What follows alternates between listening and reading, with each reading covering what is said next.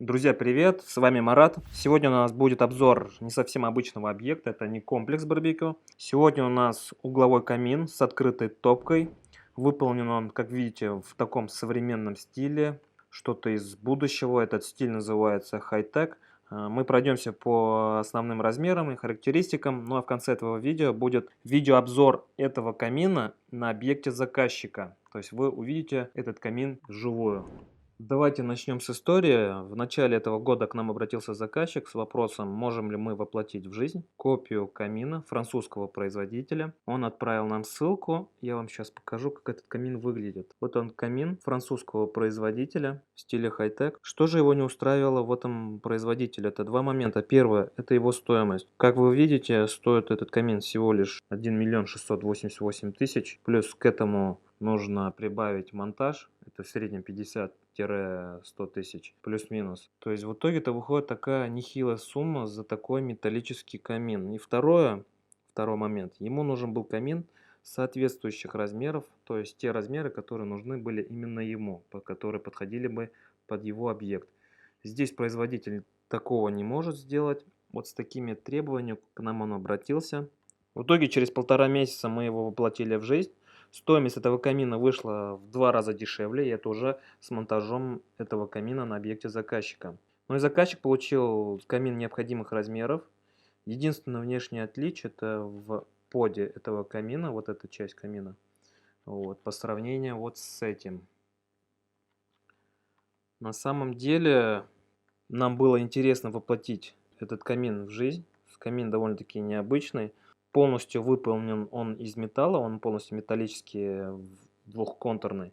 Внешний контур, конструкция выполнена из металла толщиной 2 мм, а внутренняя часть выполнена из нержавейки, также 2-миллиметрового металла. Камин спроектирован под дымоход с сечением 250 мм. Визуально камин у нас разделен на 3 части. Это первая верхняя часть, вторая, где у нас расположены стекла, и третья топка камина. Стеклянная часть. Значит, здесь у нас стекла необычные, огнеупорные. Они надежно прикреплены к конструкции камина. Так как у нас камин металлический, а металл при нагреве имеет свойство расширяться, все эти нюансы у нас предусмотрены, и при нагреве камина не будет никакого механического воздействия на эти стекла. В нижней части, в топке камин у нас расположена колосниковая решетка, а под ней расположен ящик из нержавейки, предназначенный для сбора пепла и золы. По мере заполнения этого ящика продуктами горения, это зола, мы его просто-напросто берем, вытаскиваем, выбрасываем все это содержимое в мусорку и обратно устанавливаем. Это очень удобно и очень практично. Пройдемся по размерам. Ширина этого камина 1,80 м и по высоте 2,650 м. Этот камин мы можем изготовить любых размеров в пределах разумного. Кому будет интересно, пишите в WhatsApp.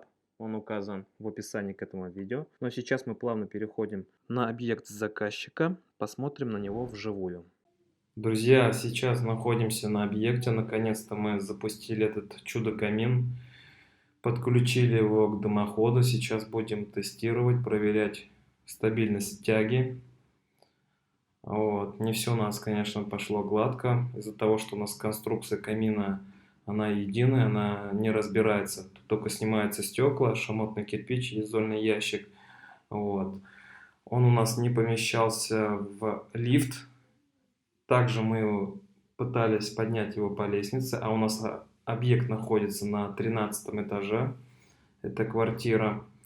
Поэтому нам пришлось вызывать лифтера, открывать шахту, ставить камин на кабину лифта, далее поднимать его до 12 этажа, открывать шахту на 13, доставать камин веревками и тащить его на объект. Проверили работоспособность камина. Все хорошо, стабильная тяга, нет никаких поддымливаний. Здесь у нас уложен шамотный кирпич на поде камина. На производстве мы это все предварительно подготовили, каждый кирпич подрезали по шаблону. Сейчас все уже установлено, не пришлось нам пилить на объекте. На этом у нас монтаж камина заканчивается. Единственное, у нас еще осталось сделать сверху, вот видите, сэндвич торчит. Нужно металлическую планку, чтобы нам закрыть сэндвич, чтобы это не видно было. Сейчас еще протерем стекла. И все на этом.